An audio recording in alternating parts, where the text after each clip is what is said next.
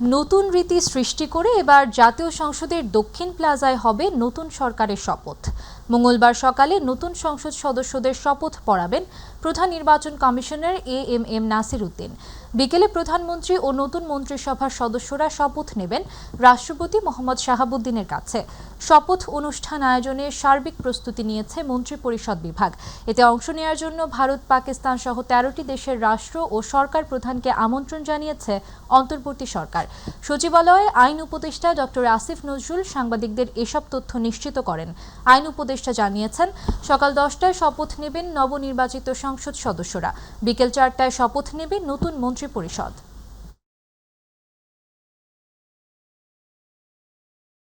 আজকে আমাদের একটা বিদায়ী বৈঠক ছিল। আমরা এখানে কোনো মেজর কোনো ডিসিশন নেওয়া হয় নাই।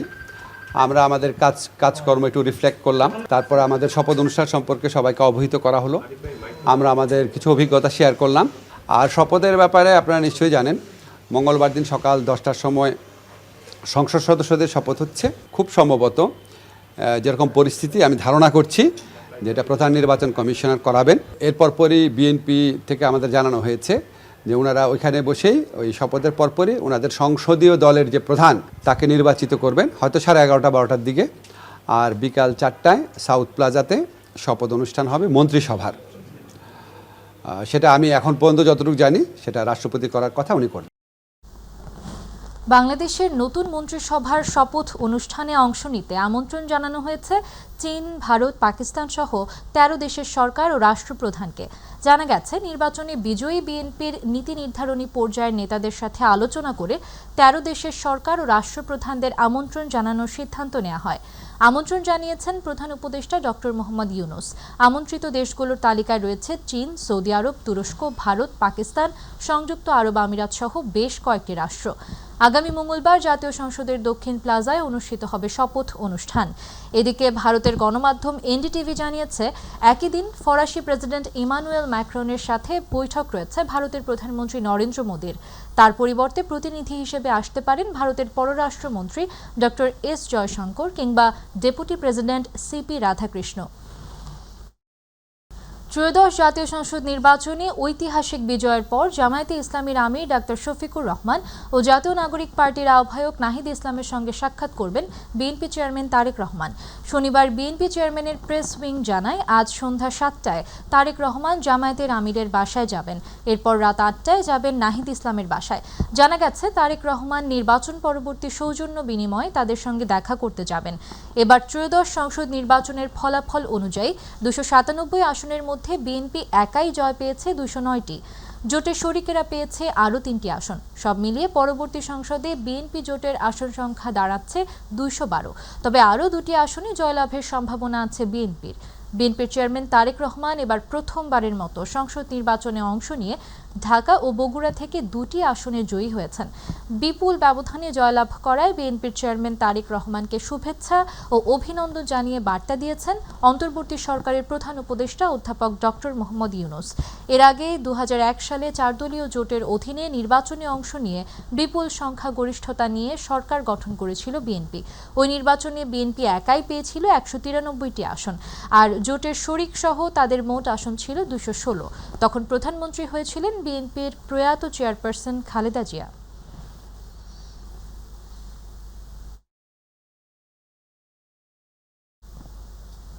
প্রধান উপদেষ্টার মুখ্য সচিব এম সিরাজউদ্দিন মিয়াকে মন্ত্রিপরিষদ সচিব হিসেবে অতিরিক্ত দায়িত্ব দেওয়া হয়েছে। শনিবার জনপ্রশাসন মন্ত্রণালয়ের ঊর্ধ্বতন নিয়োগ 1 শাখা থেকে এ বিষয়ে প্রজ্ঞাপন জারি করা হয়েছে। সিনিয়র সহকারী সচিব জেতি প্রুর সই করা ওই প্রজ্ঞাপনে বলা হয়েছে, প্রধান উপদেষ্টার মুখ্য সচিব এম সিরাজউদ্দিন মিয়াকে মন্ত্রিপরিষদ সচিব হিসেবে অতিরিক্ত দায়িত্ব দেওয়া হলো। জনস্বার্থে জারি করা এই আদেশ অবিলম্বে কার্যকর হবে বলেও প্রজ্ঞাপনে উল্লেখ রয়েছে। এর আগে শনিবার জনপ্রশাসন মন্ত্রণালয়ের পৃথক একটি প্রজ্ঞাপনে মন্ত্রিপরিষদ সচিব ডক্টর শেখ আব্দুর রশিদের চুক্তিভিত্তিক নিয়োগ বাতিল করা হয়। সিনিয়র সহকারী সচিব মামুন শিবলির সই করা ওই প্রজ্ঞাপনে বলা হয়, জনপ্রশাসন মন্ত্রণালয়ের গত 8 অক্টোবর 2024 তারিখের প্রজ্ঞাপন মূলে মন্ত্রিপরিষদ সচিব পদে চুক্তিভিত্তিক নিয়োগকৃত ডক্টর শেখ আব্দুর রশিদের নিয়োগের অবশিষ্ট মেয়াদ এত দ্বারা বাতিল করা হলো। জনস্বার্থে জারি করা এই আদেশ অবিলম্বে কার্যকর হবে বলেও ওই প্রজ্ঞাপনে উল্লেখ করা হয়।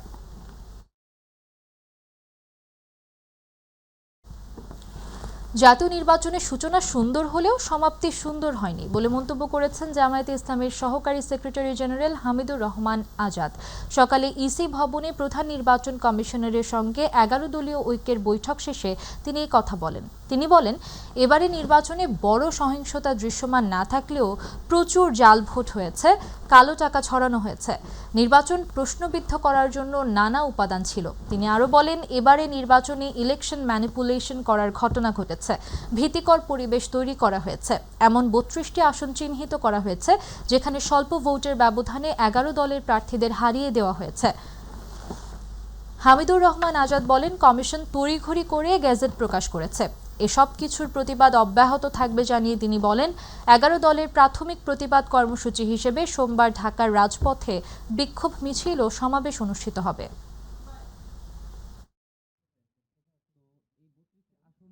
আমরা কোনো অপশক্তির হাতে যারা ষড়যন্ত্র করে দেশকে অস্থিতির সৃষ্টি করে গণতন্ত্রের অভিযাত্রাকে ধ্বংস করার পায়তারা করবে, সে জায়গায় আমরা আপোষহীন থাকব। এই জন্য প্রয়োজনে আমরা রাস্তায় নামতে বাধ্য হব। ইতিমধ্যেই আমরা 11 দলের পক্ষ থেকে গতকাল লিয়াজি কমিটির মিটিং করেছি। শীর্ষ নেতৃবৃন্দের সাথে আলাপ করে আমরা আগামীকাল 16ই ফেব্রুয়ারি ঢাকার রাজপথে বাইতুল মোকাররম উত্তর গেট থেকে আমরা প্রতিবাদ সভা এবং বিক্ষোভ মিছিলের ঘোষণা দিয়েছি। কারণ হচ্ছে এই সহিংসতা বন্ধ করতে হবে। কিন্তু যারা অধিক সংখ্যক আসনে বিজয়ী হয়ে সেই পথে না হেঁটে অসুস্থ পথে যেতে চান, জনগণ সেটা মেনে নেবে না। জনগণকে সাথে নিয়ে আমরা এটা রুখে দেবো ইনশাআল্লাহ। দর্শক, এই মুহূর্তে রংপুর থেকে সরাসরি যুক্ত হচ্ছেন সহকর্মী মাহমুদুল হাসান। সেখানে ফল পুনঃগণনার দাবিতে বিক্ষোভ করছেন বিএনপি নেতাকর্মীরা। মাহমুদুল, রংপুরে নির্বাচন পরবর্তী পরিস্থিতি কেমন দেখছেন আমাদের জানাবেন।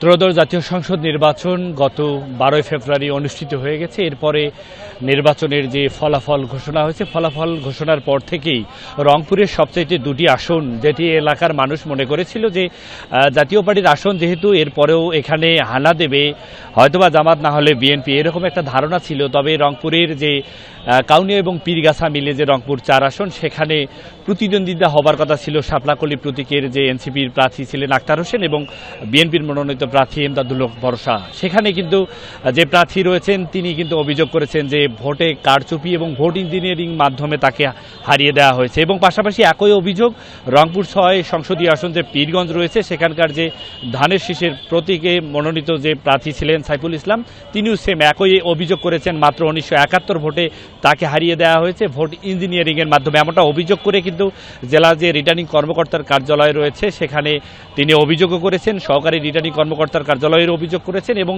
এই ভোট গণনা যেন পূর্ণ গণনা করা হয় সেজন্য কিন্তু আমরা দেখেছি যে সকাল 11টা থেকেই জেলা যে প্রশাসক কার্যালয়ের সামনে কিন্তু নেতাকর্মীদের একটি বাড়তি চাপ ছিল। প্রায় 2টি আসনের মানুষ আমরা দেখেছি সেখানে। তবে কিছুক্ষণ আগেই সেই বিক্ষোভ বা আন্দোলনকারীরা যারা ছিল তারা কিন্তু এখান থেকে সরে গিয়েছেন এবং ডিসি মহোদয় আশ্বস্ত করেছেন যে খুব শীঘ্রই এটি নির্বাচন কমিশনকে জানাবেন এবং নির্বাচন কমিশন থেকে যে নির্দেশনা আসবেন সেটি কিন্তু তারপরে যদি কোনো নির্দেশনা থাকে সেই ফলাফলগুলো ভোট পূর্ণগণনা হবে কিনা সেগুলো আসলে পরবর্তীতে আমরা জানাতে পারবো। তবে এখন আমরা কজনের সাথে একটু কথা বলতে চাই যে এখানে যারা রয়েছেন অনেকে কিন্তু চলে গেছেন এবং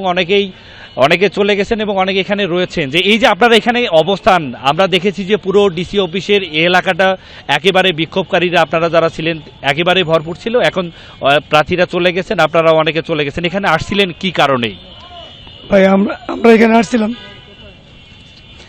এখানে আসছিলাম যে বাংলাদেশ জাতীয় সংসদ নির্বাচন রংপুর 6 পীরগঞ্জ আসনে যে নির্বাচনটা হয়েছে, এই নির্বাচনটা যে আমরা লক্ষ্য করছি যে পরিমাণ আমাদের বিএনপিতে ভোট পড়েছে, আমরা ইনশাল্লাহ আশা করি বিপুল পরিমাণে আমাদের নেতা সাইফুল ইসলাম উইন হবে। এবং সেখানে গোলচিল ব্যবহার করে প্রায় 5000 ভোট বেশি করে তারা আমাদের এই গোলচিল ভোটগুলোকে ব্যান করে দিয়েছেন, বাতিল করে দিয়ে তারা জামাত প্রার্থীকে তারা জয় স্লিপ দিয়ে রাতে তাদেরকে বিজয়ী ঘোষণা করে দেন। আমরা এই 5 নম্বরবাসী মদনখালী পীরগঞ্জবাসী আমরা এই বিষয়টা তাদের মেনে নিতে পারছি না। এই যে আপনার কাছে শুনতে চাই যে আপনারা এখানে জড়ো হয়েছেন, জেলা প্রশাসককে নানা অভিযোগ কিন্তু জানালেন প্রার্থী আপনাদের যে সাইফুল ইসলাম রয়েছেন এবং ইমদাদ ভরসা তিনিও কিন্তু এসেছিলেন। এই যে আপনাদের দাবি যদি না মানা হয় আসলেই এই আন্দোলন কোথায় গিয়ে দাঁড়াবে? এটা অবশ্যই আইনানুগ বিষয় এবং আইনের পথে আমরা হাঁটছি এবং এটা নিয়ে আইনানুগভাবে সমস্ত প্রস্তুতি সম্পন্ন হচ্ছে, প্রসেসিংয়ে আছে। একটু আপনার কাছে শুনতে চাই যে এখানে আপনারা কি জন্য এসেছিলেন? আমাদের যে 12 তারিখে ভোট হয়েছিল, এই ভোটে আমাদের সারা পীরগঞ্জে গোলশিল ব্যবহার করে আমাদের প্রার্থী ধানেশীষের প্রার্থীকে তারা বিজয় হইতো। আমরা মনে করি আমরা 20,000-এর অধিক ভোট পাইতাম। সেখানে সেই কারচুপি করে ফেসিসের কায়দায় আবার এই পীরগঞ্জে ভোট হয়ে আমাদের প্রার্থীকে হারিয়েছে। প্রায় 5,000 গোলশিলে তারা সিল মেরে আমার প্রার্থীকে, তারা অন্য প্রার্থীকে বিজয়ী ঘোষণা করেছেন। আমরা আন্দোলন করতেছি যতদিন পর্যন্ত এই আন্দোলনের আমরা এটার যা কি একটা আসে। জি ধন্যবাদ। যেমনটা শুনছিলেন যারা এখানে আন্দোলনরত রয়েছেন তারা যেটি বলছেন যে তাদের প্রার্থীকে হারিয়ে দেওয়া হয়েছে ভোট ইঞ্জিনিয়ারিং এর মাধ্যমে। সেখানে ব্যালট পেপারে যেটি দেখা গেছে যে যেটি সামাজিক যোগাযোগ মাধ্যমে ঘুরছে যে সেখানে নির্বাচন কমিশন কর্তৃক যে সহকারী প্রিজাইডিং অফিসাররা যারা যে গোল সিল সেটি কিন্তু ব্যালট পেপারে দেখা গেছে যে মার্কার ওপরে।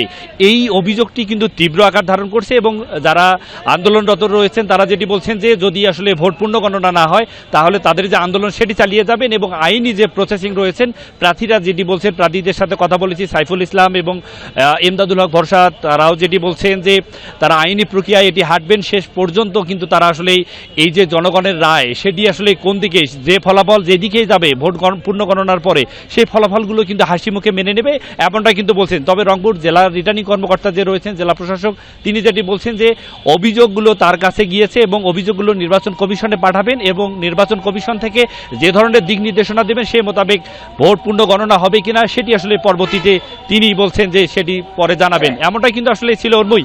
রংপুরের মানুষ যে আছে এই রংপুর যে 2 আসন অর্থাৎ রংপুর 6 এবং যে 4 আসন রয়েছে এই অঞ্চলের মানুষ অধীর অপেক্ষায় রয়েছেন যে ভোট পূর্ণ গণনায় তাদের ফলাফল তাদের অনুকূলে যাবে এমনটাই কিন্তু প্রত্যাশা করছেন এই অঞ্চলের মানুষ। উর্মি এই ছিল আমার কাছে রংপুর জেলা প্রশাসকের কার্যালয়ের সামনে থেকে সর্বশেষ।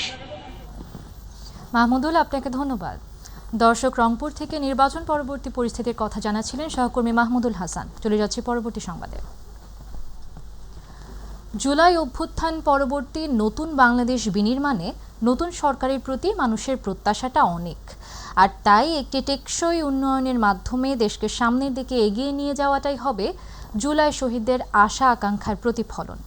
নির্বাচন পরবর্তী নতুন সরকার গঠনের প্রাক্কালে এমন প্রত্যাশা করেছেন বিভিন্ন শ্রেণী পেশার মানুষ। জাহিদ আহমেদ বাবুর রিপোর্ট। খাদ্য, বস্ত্র, বাসস্থান, শিক্ষা ও চিকিৎসা মানুষের প্রধান এই মৌলিক অধিকার সহ নাগরিক অধিকার রক্ষায় দায়িত্বশীল ভূমিকা রাখেন সরকার। সে লক্ষ্যে ত্রয়োদশ জাতীয় সংসদ নির্বাচনের মাধ্যমে খুব শিগগিরই আনুষ্ঠানিকভাবে ক্ষমতায় অধিষ্ঠিত হতে যাচ্ছে বাংলাদেশ জাতীয়তাবাদী দল বিএনপি। তাই নতুন সরকারের প্রতি সাধারণ মানুষের প্রত্যাশা জুলাই পরবর্তী নতুন বাংলাদেশ বিনির্মাণে বিএনপি সরকার রাখবেন যথাযথ ভূমিকা। আমরা এমন একটা ইকোনমি ইনক্রিজ করতে চাই যেখানে সবাই সবার যোগ্যতা এবং মেধার ভিত্তিতে সবাই সবার মতন করে ব্যবসা বাণিজ্য সবকিছু করতে পারবে। কোনো একটা বিশেষ মহলকে আমরা সুযোগ দিতে চাই না, তার কোনো লং টার্ম। দেশে শান্তি ও শৃঙ্খলা বজায় রাখতে নতুন সরকারকে সর্বোচ্চ গুরুত্ব দেওয়াটাও জরুরি বলে মনে করেন কেউ কেউ।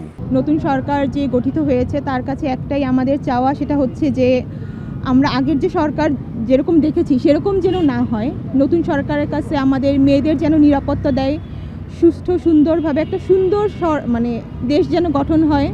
দেশটাকে আমার মনে হয় যে আমরা আরও উন্নতভাবে দেখব, কারণ আমাদের নতুন সরকার তিনি তার যে কন্যা জাইমা রহমান, ব্যারিস্টার জাইমা রহমান, উনি নারীদেরকে নিয়ে খুব বেশি সচেতন আমরা যা দেখেছি। আর জাইমা রহমান নিজেও একজন খুব সাকসেসফুল একজন নারী, তো উনি, আমি জানি, আমার মনে হয়, আমাদের বিশ্বাস যে উনি খুব ভালো কিছু করতে পারবে দেশের জন্য। নতুন সরকারের কাছে এটাই প্রত্যাশা যে দেশে যত উন্নত আরও হয়। দুর্নীতি থাকবে না, যেখানে চাঁদাবাজি থাকবে না, যেখানে বৈষম্যহীন সুন্দর একটা সমাজ গঠিত হবে, এটা আমরা চাই। শিক্ষার্থী সমাজের অনেকেই বলছেন একটি বৈষম্যহীন সমাজ প্রতিষ্ঠায় নতুন সরকারকে নিতে হবে কার্যকরী ভূমিকা। কিছু ধরনের সেক্টর সেটা অবহেলা করে রাখা হয়েছে গত অনেক বছরে।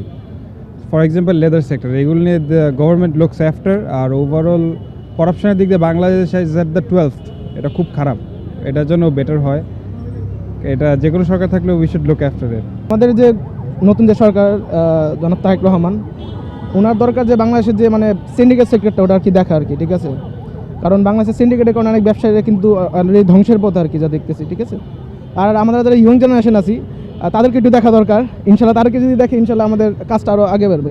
আর নারীদের যথাযথ নিরাপত্তা নিশ্চিত করার পাশাপাশি একটি দুর্নীতিমুক্ত প্রশাসন নিশ্চিত করা এখন সময়ের দাবি বলে মনে করেন তারা।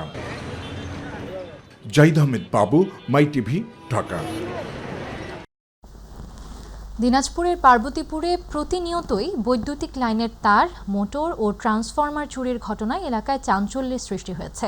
এতে সেচ ব্যবস্থা ব্যাহত হওয়ায় দিশেহারা হয়ে পড়েছেন কৃষকরা। চুরির সাথে জড়িতদের ধরতে অভিযান অব্যাহত রয়েছে বলে জানিয়েছে প্রশাসন।